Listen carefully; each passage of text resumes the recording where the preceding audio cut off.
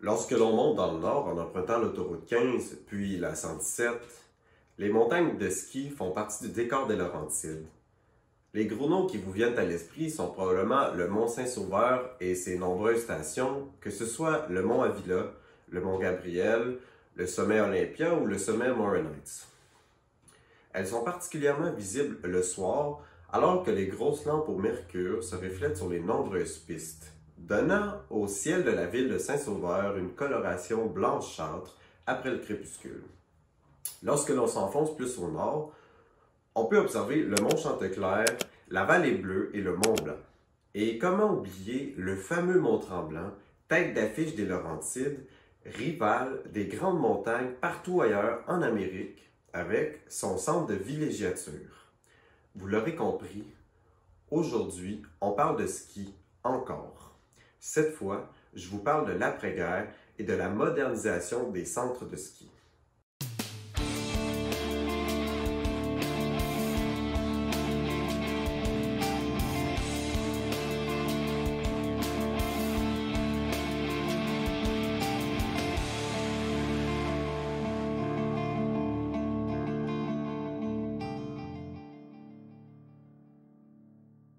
Aujourd'hui, c'est en direct de Saint-Sauveur, devant le musée du ski des Laurentides, que je vous souhaite la bienvenue à Histoire d'un Nord.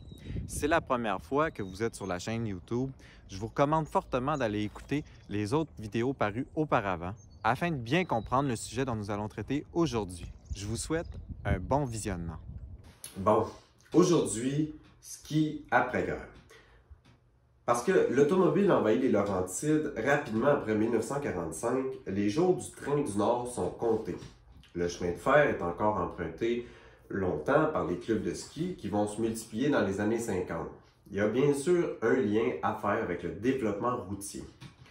Lorsqu'on la compare au train, la liberté de la voiture amène la démocratisation de la pratique du ski alpin.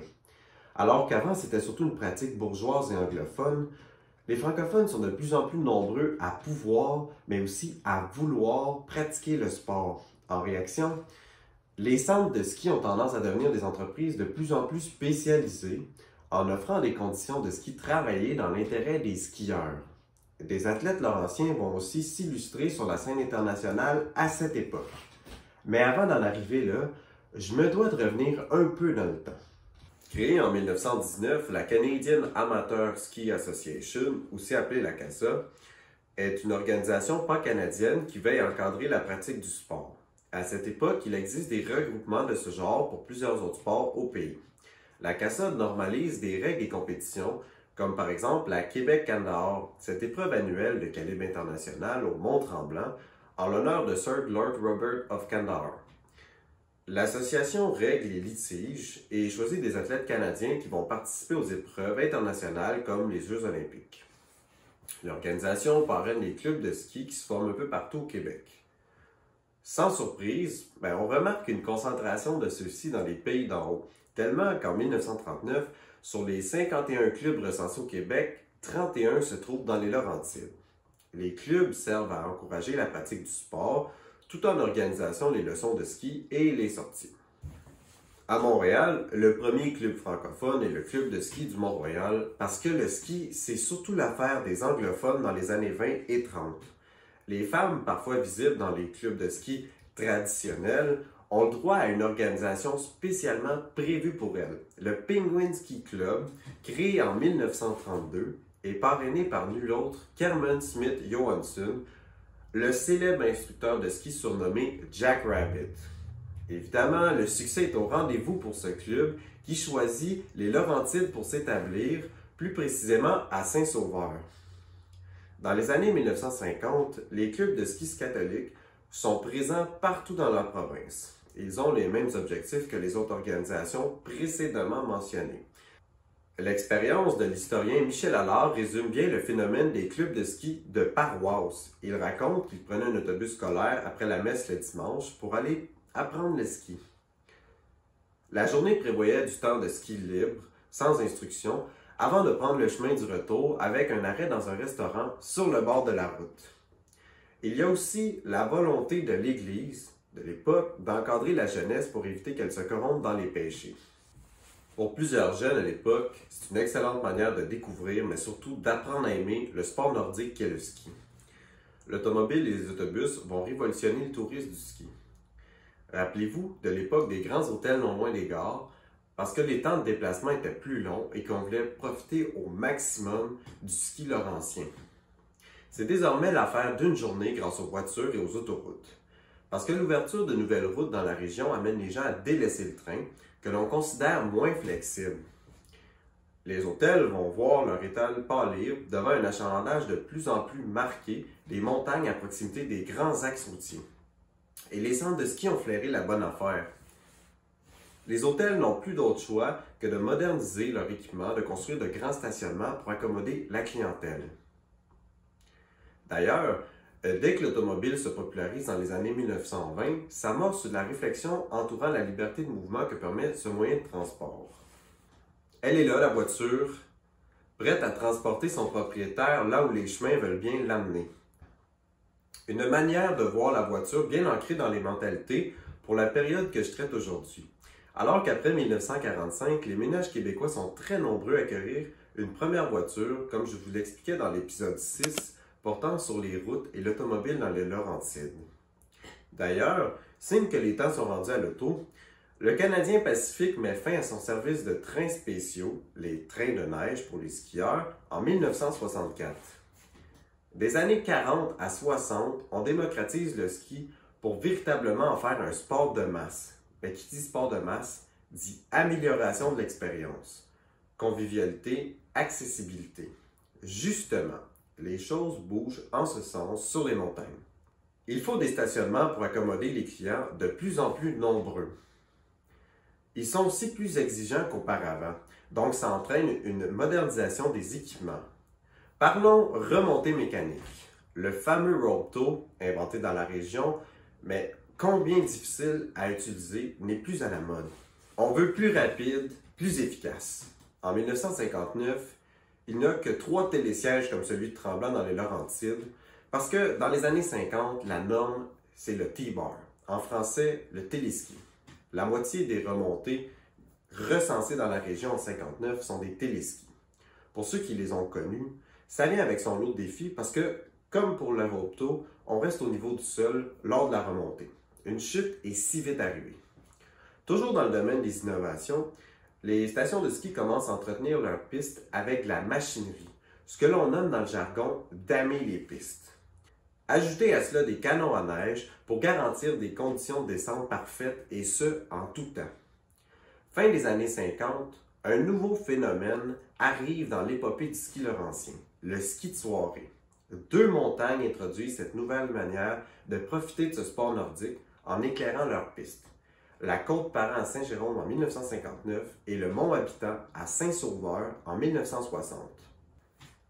En plus d'étendre les heures d'ouverture des stations de ski, le ski de soirée permet aux gens qui restent à Laval et à Montréal de venir skier après le souper. On n'avait évidemment pas le même volume de trafic sur l'autoroute des Laurentides à ce moment-là, vous en conviendrez. Toutes ces nouvelles technologies coûtent cher. Les stations de ski doivent sortir leur portefeuille pour pouvoir attirer les clients et se permettre le renouveau. C'est ce qui explique que les petites montagnes ne suivront pas le bal. Une vague de fermeture des petits établissements profite aux montagnes plus fortunées dans le cœur des Laurentides. À Sainte-Agathe-des-Monts, là où le patenteux Moïse Paquette avait inventé le rope tow dans les années 30, le train avait permis aux hôtels de ski de connaître le succès. Mais la concurrence est rude des autres villes et ça oblige l'élite locale, dont le fameux Adélard Hotel, à qui l'on doit le carnaval laurentien de Sainte-Agathe, à repenser l'expérience skiable à Sainte-Agathe-des-Monts dans les années 1950. L'aménagement d'un nouveau centre en 1952, le Mont-Sainte-Agathe, sera la réponse à la compétition. Chalet, stationnement, grande aire de repos de style terrasse, remontée mécanique T-bar avec capacité de 900 personnes à l'heure, le tout à proximité de l'achalandée route 11. L'automobile Reine poursuit sa lancée et bientôt, la compétition ne se limite pas qu'aux seuls Laurentides. Le ski, image de la marque de commerce de la région, se transpose ailleurs au Québec dès les années 60. Bon, bien sûr, il se pratiquait partout dès l'arrivée du sport dans la province dans les années 1880. Les Laurentides avaient conservé jusque-là le quasi-monopole de la chose. Mais en 1964, on ouvre l'autoroute des cantons de l'Est, la 10.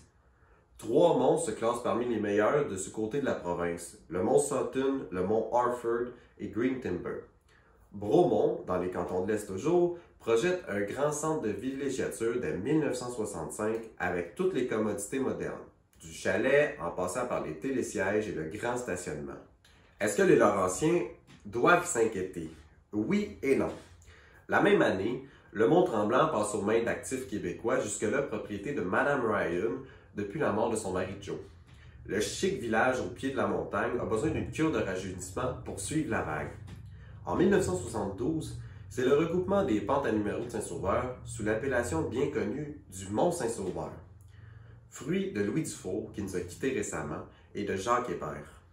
Une grande entreprise encore connue de tous aujourd'hui sous le nom de Les Sommets, dont les Laurentiens ont de quoi être fiers.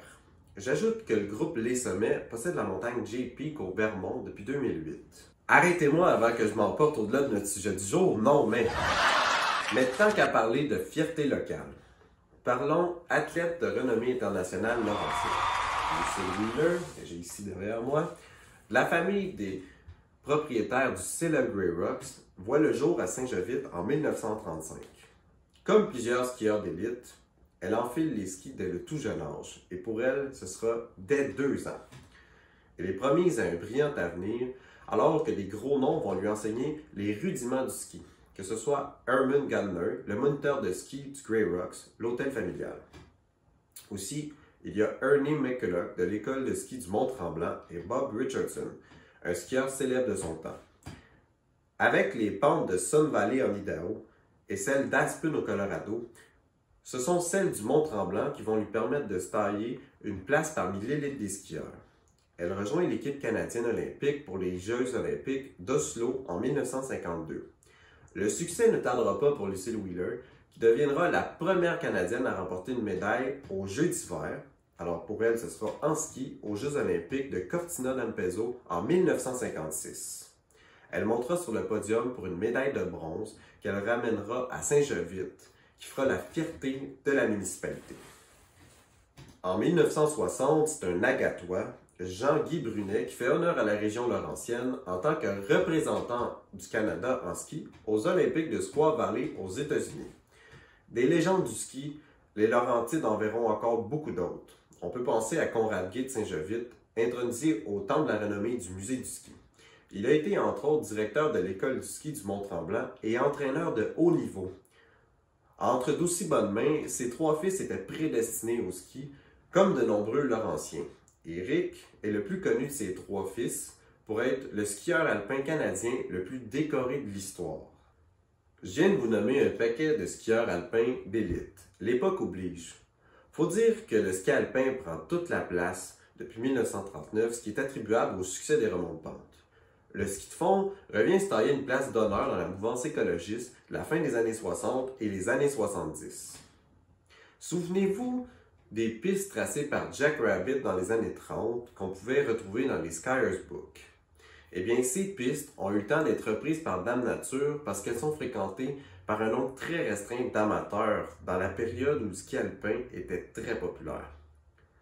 Malheureusement aussi, certaines pistes ont été conquises par les amateurs d'autoneige, ce qu'on appelle aujourd'hui les motoneiges. C'est une invention des années 60, assez populaire. C'est pas très nature tout ça. Évidemment, il y a eu des accrochages au début entre les skieurs de fond et les motoneigistes.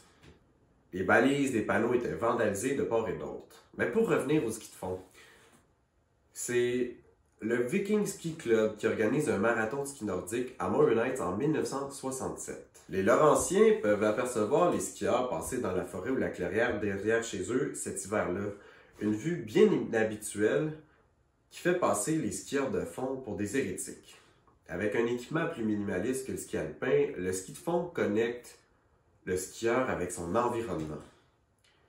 L'idée fait son chemin. Au début des années 70, c'est redevenu très populaire le ski de fond.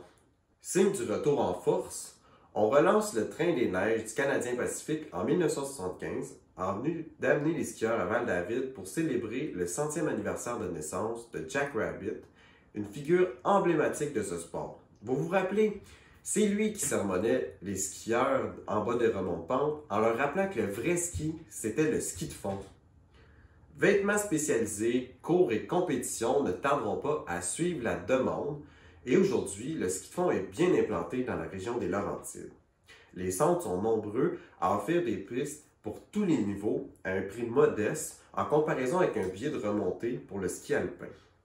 Le ski est le sport national des Laurentides.